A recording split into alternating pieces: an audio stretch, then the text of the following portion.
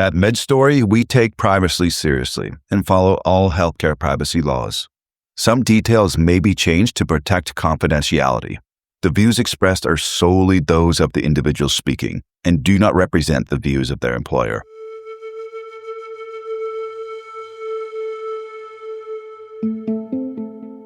I learned the value of my voice as a healthcare provider, as a physician. I learned that I had this incredible megaphone and platform that I had neglected for the first 10 years of my career, because as soon as I started speaking up, people started listening to me because of the degree I have, the letters behind my last name.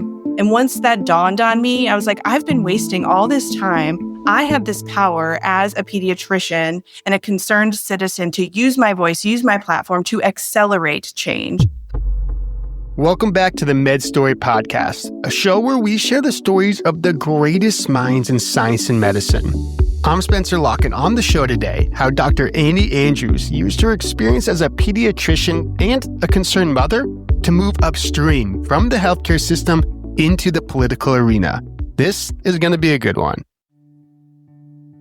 You've heard me say this before. Sometimes the people who are best equipped to solve a problem are the ones who have been dealing with its consequences their whole lives. But what happens when the problem isn't a product or a company, but actually a broken system? What if the solution requires stepping out of your profession and into a world that you never imagined you'd be part of? A world where the stakes are literally life or death for the most vulnerable among us. Back then, the political system felt impenetrable, driven by corporate interests and bureaucratic red tape. It was the place where policy failures resulted in tangible harm, and a doctor's best efforts were often undone by forces beyond their control. And honestly, it may be worse than ever before. Today, Dr. Annie Andrews is known for running for U.S. Senate to advocate for children and their families alike. The path there wasn't obvious. At the time, she was a respected pediatrician, focused on caring for individual patients. The idea that a doctor could translate her bedside experience into a political platform seemed unlikely to succeed, especially in a state like South Carolina, because she lacked the political experience and was stepping into a system dominated by career politicians. As for Dr. Andrews, the truth is that she grew up knowing she wanted to be a doctor from the age of 4. Her early love for science and the desire to help people, despite the less than positive experience with her own pediatrician, planted the seed for a later innovation of addressing public health issues through public policy. And that, my friends, is where our story really begins. I was reviewing some of your story, and what I heard is that you knew you wanted to be a doctor at the age of 4. Can you tell me that story? Yes, I'd be happy to. First of all, I don't remember a time in my life when I didn't want to be a doctor.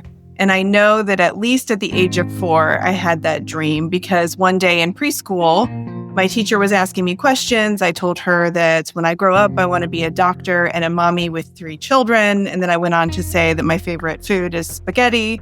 And she wrote that all down. I drew a little stick figure next to it. It got sent home to my mom, and my mom saved that. And then, I really never wavered from my dream of being a doctor. I don't know where I got the idea. The only doctor I knew when I was a little girl was my own pediatrician, and I didn't like him. All I remember about him was that his office was cold and his hands were cold. So that's not where I got the dream, but I was just laser focused on being a doctor my entire school age life. And then, of course, that carried on into my high school and college career. And, that's exactly what I am today. I'm a doctor and a mommy of 3 children. So I achieved the goals I set for myself when I was 4. But if you didn't have an experience, like you didn't have a positive experience with your pediatrician, then why do you think that was even an aspiration for you?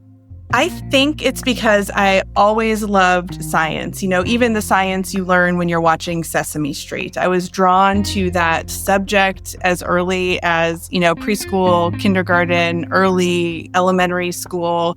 And I understood that being a doctor was a career that would allow me to help people. And, it's funny also, I think that the show ER with George Clooney came out when I was in 8th grade. And, I was still so focused on being a doctor, but like seeing that show, and he was a pediatrician in that show, that was like, oh yeah, for sure. Like I'm 100% going to be a doctor. So that's what solidified it for me. It's pretty cool to see how those shows have evolved to now the most recent phenomenon, The Pit, and like just such positive reviews. So those shows, although oftentimes not accurate, still can provide a lot of motivation and inspiration. So I hear you there. So you end up becoming a pediatrician. Why did you decide to go that route? Yeah, I'm not one of those people who loved babysitting or who was always drawn to children as, like a young teenager. And I did not go into medical school knowing I was going to be a pediatrician. But, as you know, in medical school, and at least back when I was in medical school, in your third year, you start your clinical rotations. And my first clinical rotation was obstetrics and gynecology. And I loved that. I loved being there in that moment when the babies were born. I thought being in the OR with the moms during C-sections was cool too, but I was really drawn towards that newborn resuscitation table. In the delivery room, as soon as the baby came out, my eyes were focused on the baby. So I thought about OBGYN as a career, but then my second clinical rotation was in pediatrics, and I was fortunate enough to be in medical school in Cincinnati. So I did my clinical rotation as a third year at Cincinnati Children's Hospital, one of the best children's hospitals in the country. And from the moment I walked in the doors of that building, I just fell in love. And, people think children's hospitals are these incredibly depressing, dark places full of hopelessness. But if you've ever had the privilege to work in a children's hospital, you understand that's not what it is. Of course, a lot of really sad and tragic things happen in children's hospitals.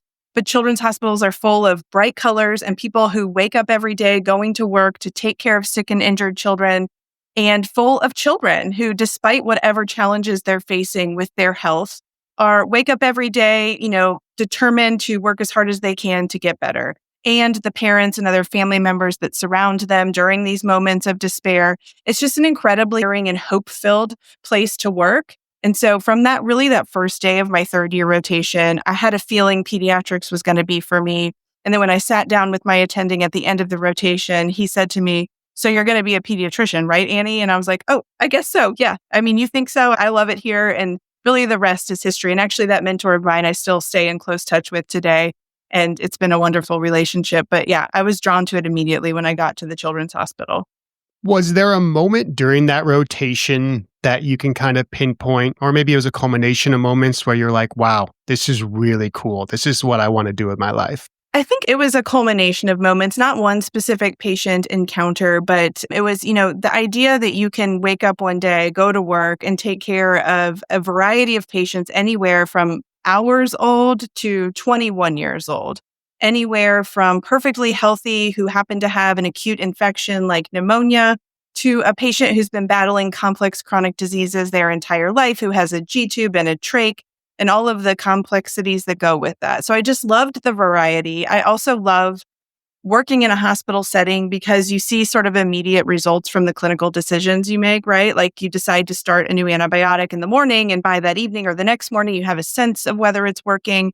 You order lab tests, they come back in a few hours. The outpatient pace was just never for me. Like seeing a patient and saying, "I'll see you back in 3 months and we'll review your labs." Like I needed a little bit more immediate gratification. But I think the overarching theme that I loved about it was being faced with a sick or injured child and their worried family, and being able to walk with them over the several days of their hospitalization to a point where their child was well enough to be discharged. Because more often than not, when you work in a children's hospital, kids get better and you get to send them home. And it's really an amazing thing to be able to partner with families in those moments and get the kids feeling better and watching them sort of come back to life and become their playful, talkative selves, and then watch them be discharged from the hospital.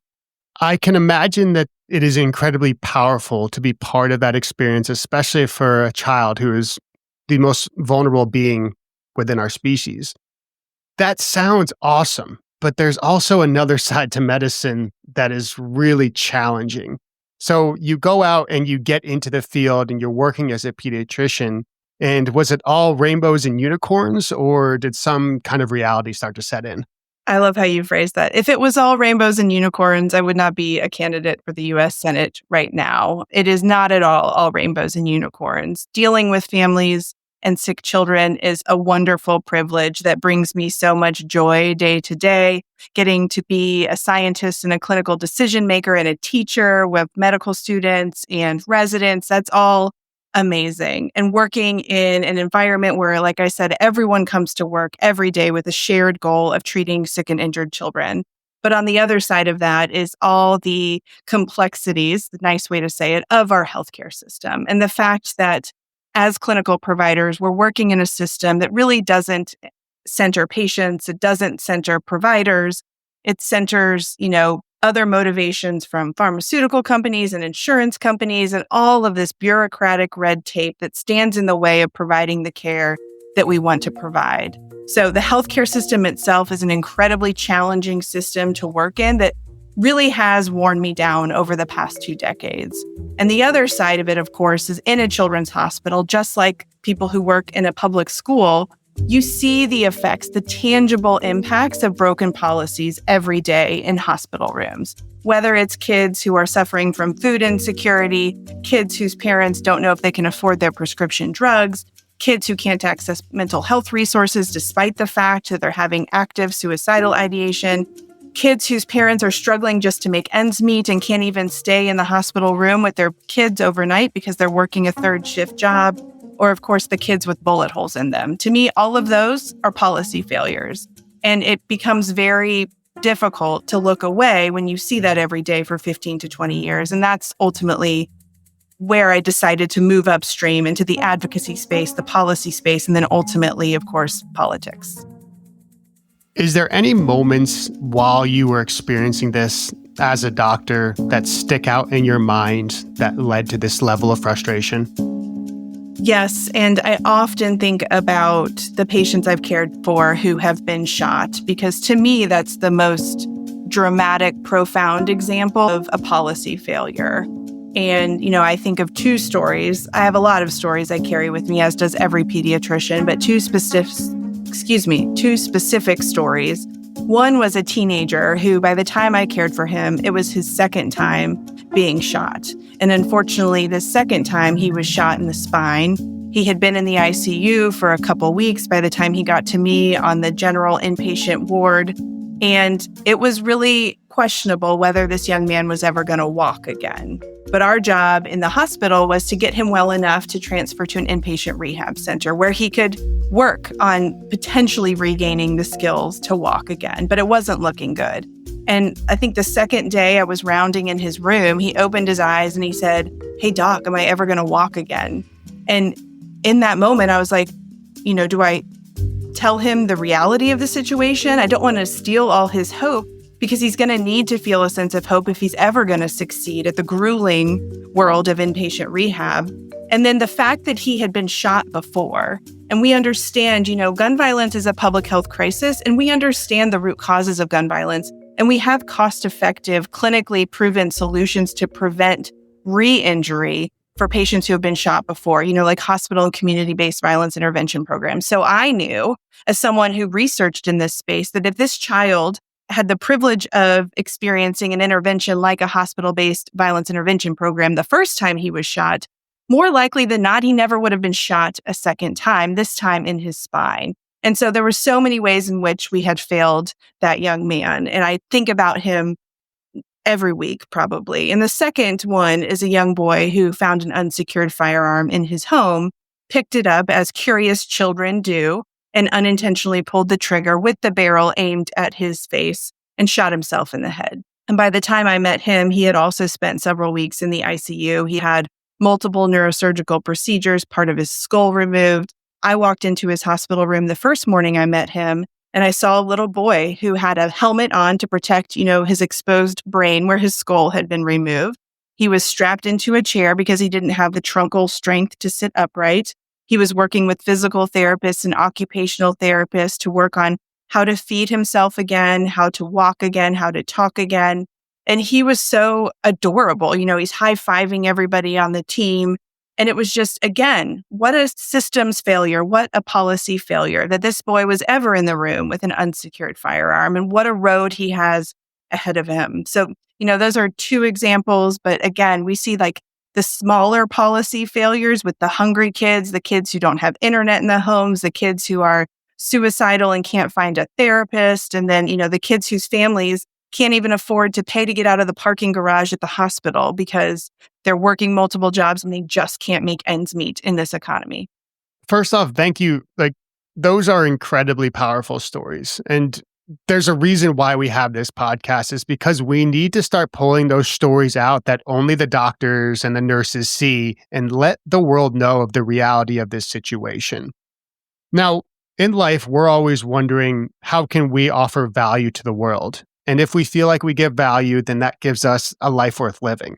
Now, as a pediatrician, you're there for these kids and helping them through these really meaningful moments. That is probably enough for a majority of people in their lifetime to say, you know what, I'm happy. I'm doing a really good job and I'm making this world a better place. But not for you. It seemed like you wanted to go another step. Why is that?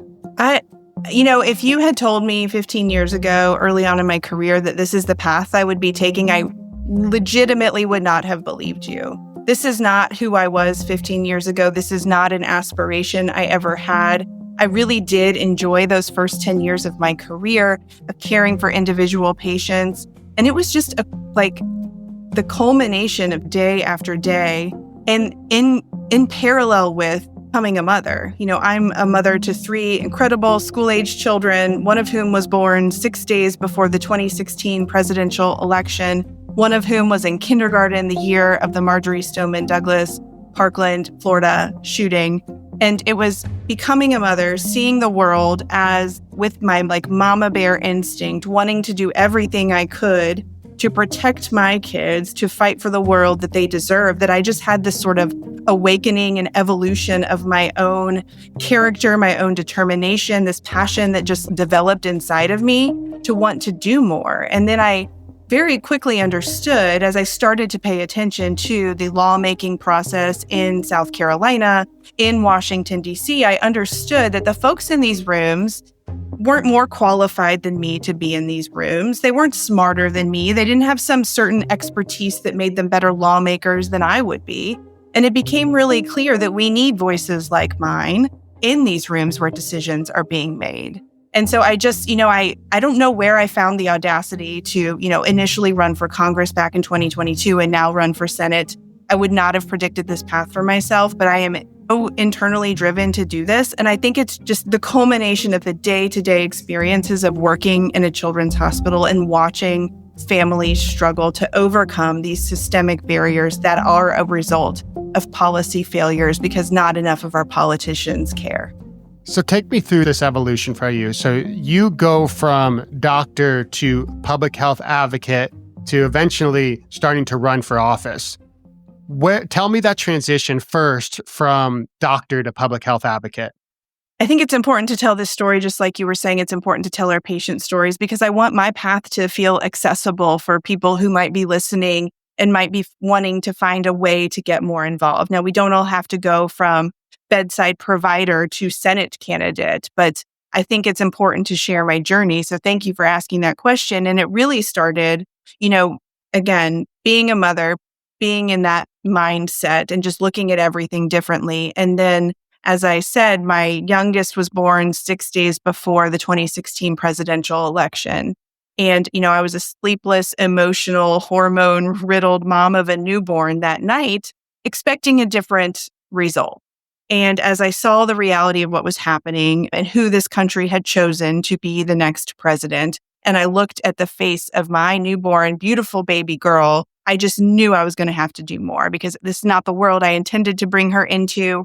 And I knew she deserved so much better, as do all 73 million children in this country. So that sort of set a spark inside of me that night. But of course, I had a newborn baby girl and 2 older children who were 2 and 4 at the time. So it's not like I got up and went to work the next day on my advocacy.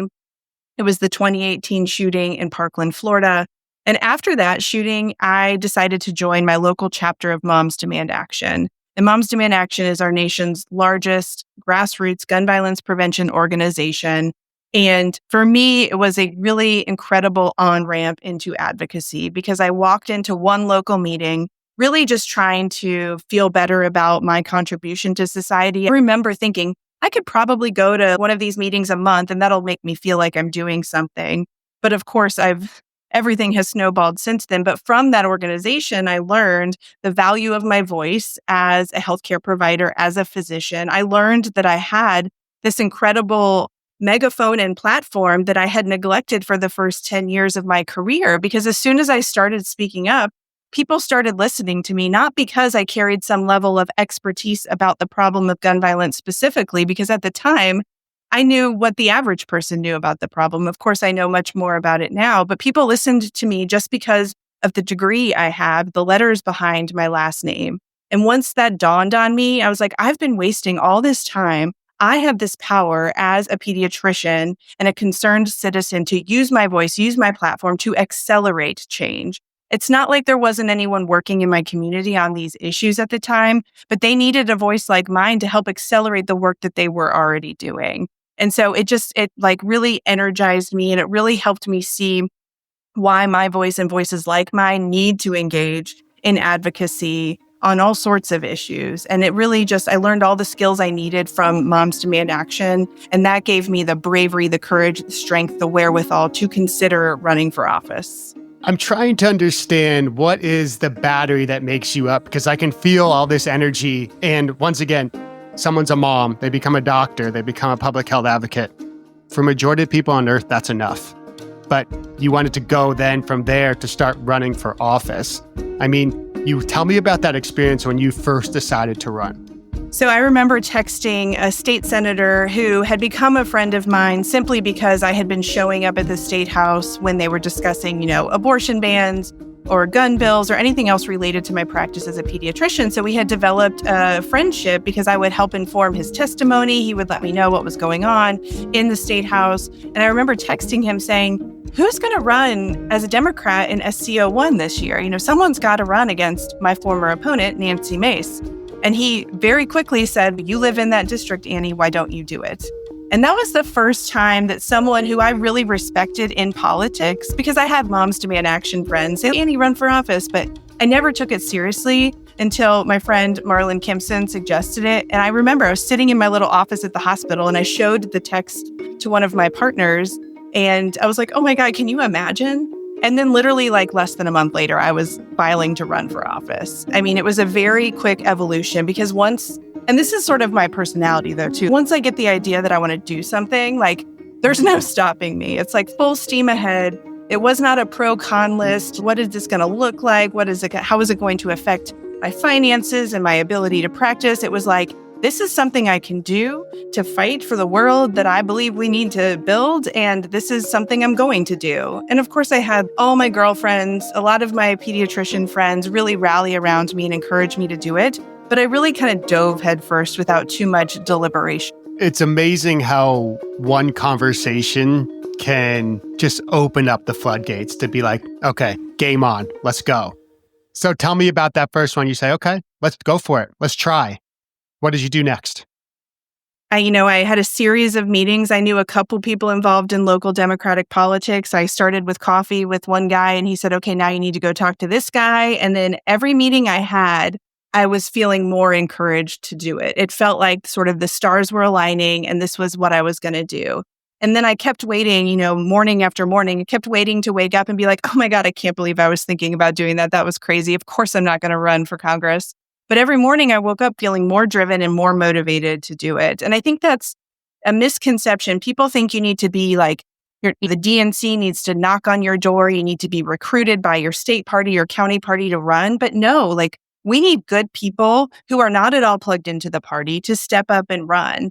And, that's why I was so encouraged when I decided to do it, because people were excited to have someone with my professional background, sort of my passion, my energy stepping into this race. And so, I had a wine night with my neighbor and we were like, okay, we have to make the decision tonight. Let's drink some wine. Let's talk it through. And I left her house and I felt this is what I'm going to do. And so I did it. We all need more wine nights like that. So you did it. You ran for this one. The outcome was not as favorable as you had hoped. What did you learn from that experience that you're hoping to apply to this next run? First and most importantly, I learned that we're all more capable. We're all stronger and braver than we believe we are. And we won't know until we challenge ourselves to do something we feel not quite ready. Secondly, I learned that there is so much value in running, even if on election night you don't win. And that's a really important mindset shift that a lot of us need to have, because if we only run in races where we know we can win, we're never going to build power in areas of the country like South Carolina. We're never going to build the infrastructure we need to recruit and support quality candidates in future election cycles. And the other reason it's so important to run, even if the path to victory is uphill and incredibly, narrow, is because people need to see that they have a choice. In states like South Carolina, very often, voters don't feel like they have a choice to make. They feel like this is a Republican stronghold and no one's going to fight for me. No one's going to inspire me this election cycle. No one's going to get me off the sidelines to volunteer. I'm not going to buy a candidate's t-shirt because there's nobody worth investing in. And I knew that by running back then, I was giving folks in my community something to feel hopeful about, something to get behind, something to be energized about. And, in no way is that more true than the fact that the Dobbs decision that overturned Roe v. Wade happened in the middle of that campaign.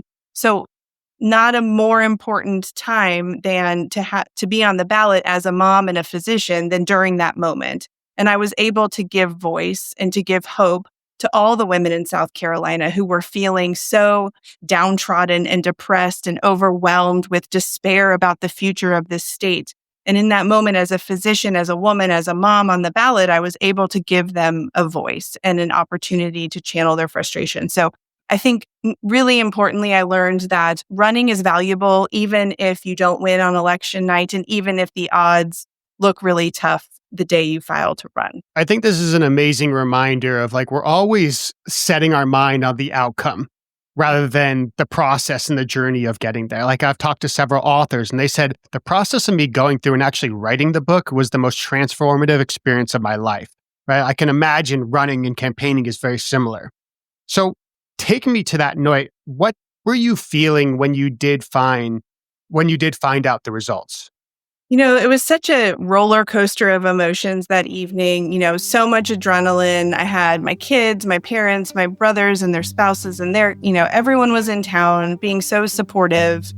They called several races in South Carolina, as soon as the polls closed, and they didn't call my race. So it gave me a glimmer of hope that, maybe this is really going to happen. And then, my partner in campaigning, Renee Harvey, was with me that night. And I remember when she looked at me and she said, they just called their race. And I just felt really overwhelmed and sad and frustrated and sort of numb. But then I had to call my opponent to concede, which was awful. And I'll never forget what she said to me, which was, "Thanks for stepping into the arena," which is now a phrase that I abhor. And anyone who says that to me, I'm like, don't say that to me. That woman said it to me and will never have a positive meaning. And then I had to give a speech. I had to stand on a stage and give a speech with all of these amazing people who had stayed out until 11 p.m. to be a part of what could be possible. And I had my whole family standing behind me. And it was just, it was a beautiful moment, honestly. It was really deeply sad and frustrating, but it was beautiful. And I was so proud of the campaign we ran. I was so proud of my kids watching me do that. But then we did go back to the hotel room and I just cried on my mom's shoulder, like everybody should in a moment like that. Just feeling like I had left it all out there. I had given it my all. I was so disappointed in the result, but I was just happy to have someone there to support me that night. The amount of bravery that it takes to put yourself out there like that is, I think, a level that we all achieve to reach at some point in our life. So I can only tell you that I have so much respect for that. Thank you. Now, through that moment, was there ever thought in your head being like, I'm never doing this again? Yes, actually, my now 13-year-old, who I guess was 10 or something at the time, she looked at me in the hotel room and she said, "We're not doing that again, are we, Mom?" I was like, and at the time, my answer honestly was, no, I don't think we will do this again. And that was really, where my head was at. I wasn't one of those people who was like, absolutely not, that was horrible, I'm never doing it again. But I just felt like, okay, this is something I did. and it was meaningful. I learned a lot of new skills. It opened a lot of doors for me. And now I understand the landscape, and I think I know how I can contribute as a pediatrician and a mom to building, this future that I want to build. And I really, that was my mindset. I started a political action committee for kids. I stayed really engaged in politics. Ultimately I ended up, helping the Harris Walls campaign raise a lot of money, and then was devastated at the result of that election. And that's sort of what led me to where we are now. Oh, yeah. Okay. So, because that's where we are now, is now you're saying, I am doing it again. Was it that campaign that really triggered you back into action? It was like so many people. I had all my hopes up so high going into that election day. And I'll never forget waking up because I did fall asleep, but waking up in the middle of the night and understanding what had happened. And I really just kind of checked out for a little bit, probably weeks, definitely not months. And then I remember on Inauguration Day being like, okay, here we go. Let's see what happens. And then it was just like rapid fire onslaught of all the most terrible things I could imagine happening.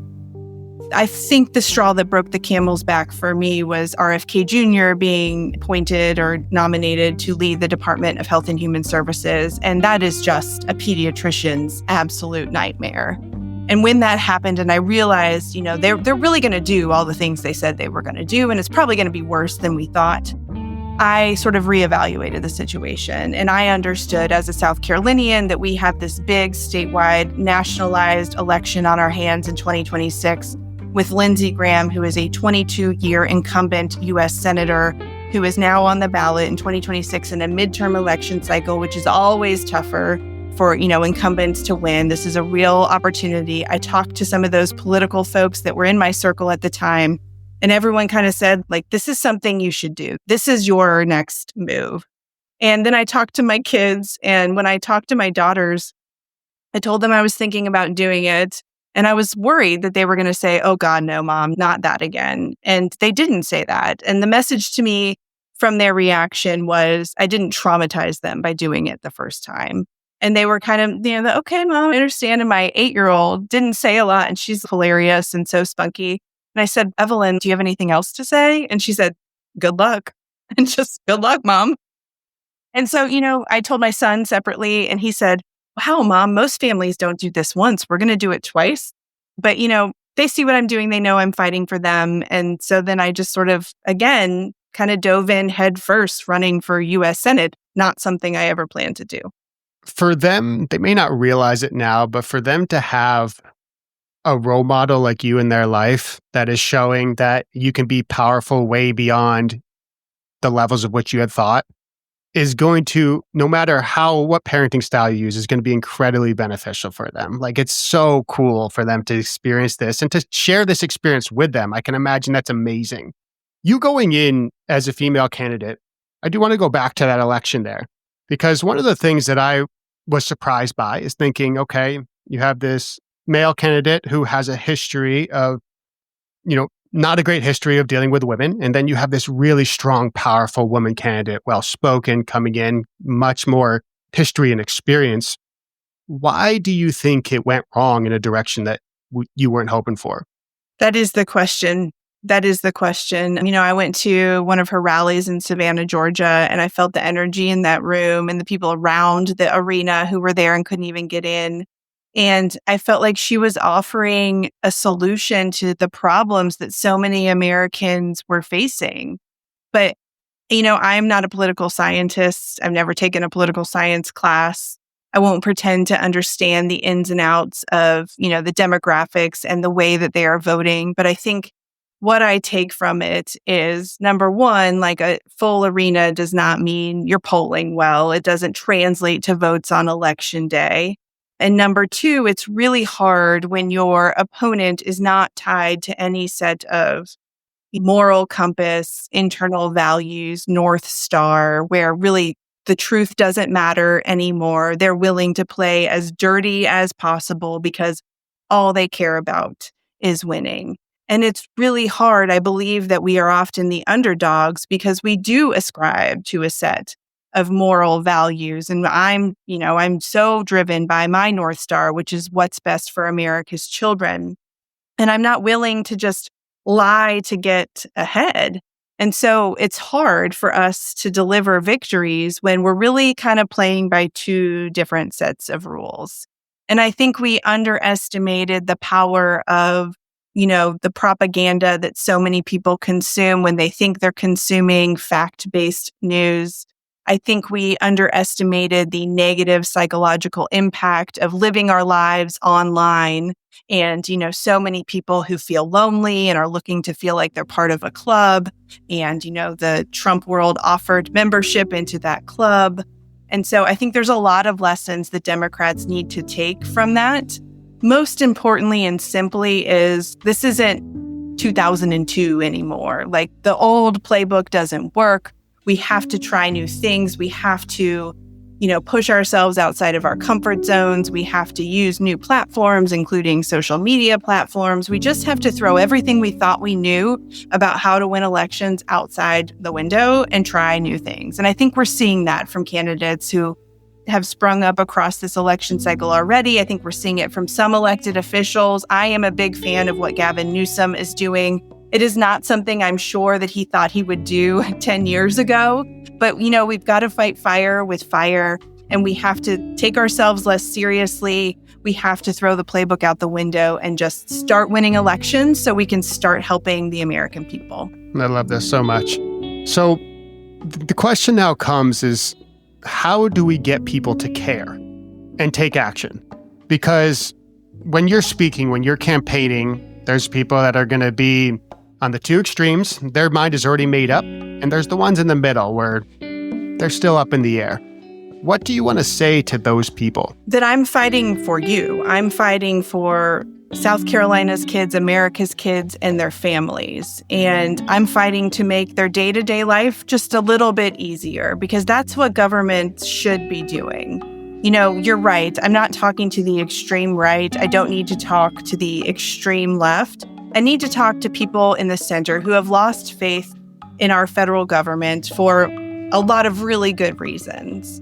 I want to talk about, how I understand what it's like to pay nearly $100 more at the grocery store than you used to pay to buy the same groceries.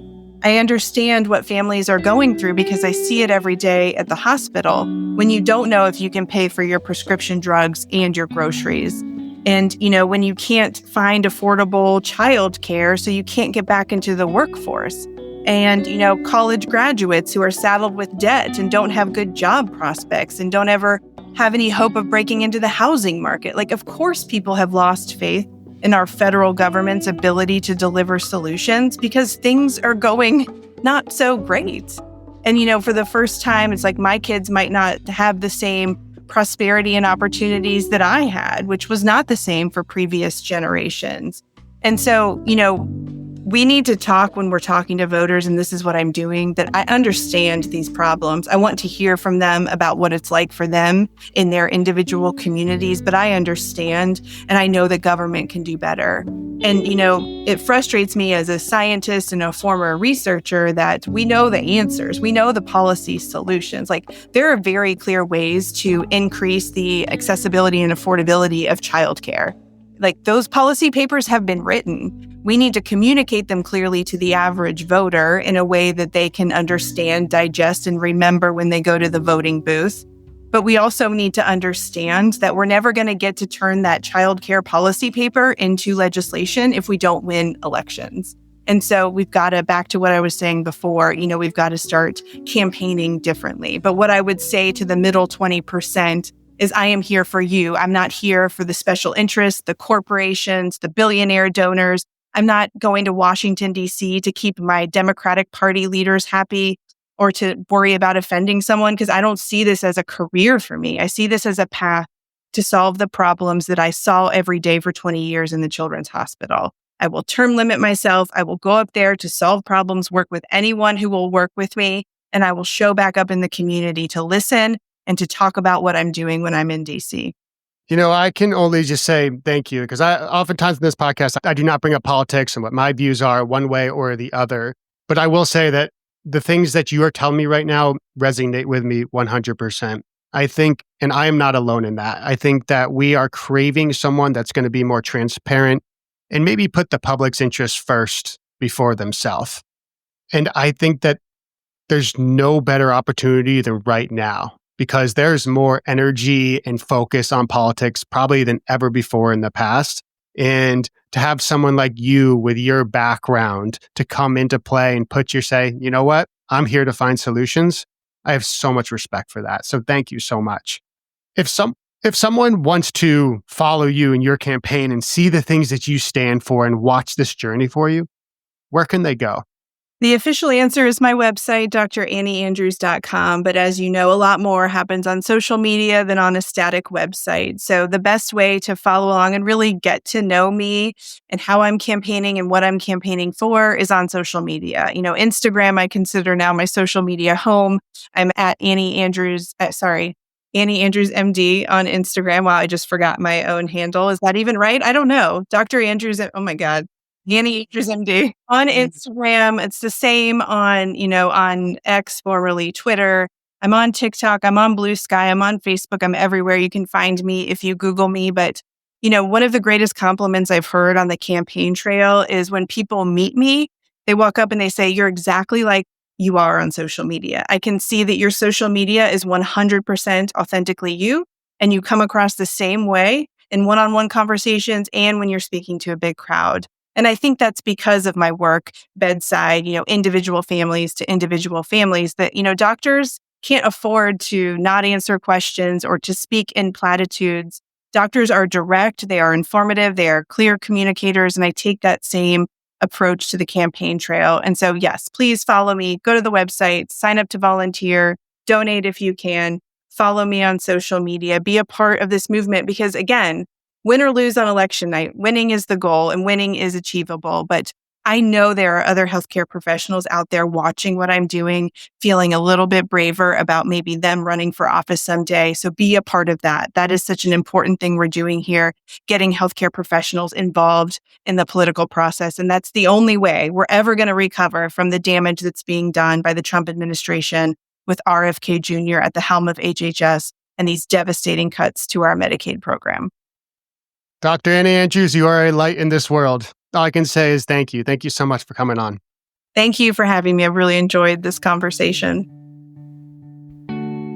Thanks for listening to the MedStory podcast, where we share the stories of the greatest minds in science and medicine. I'm your host, Spencer Locke, with a special thanks to our executive producer, Shina May. Our music comes from Blue Dot Sessions and the Descript Audio Library. The MedStory podcast is made possible by MedStory Studios and listeners like you. So if you'd like to support us, please leave a review. It means more than you know. And if you have a story to share or want to produce a podcast of your own, reach out to us at info@medstorymedia.com. We'll see you in the next episode.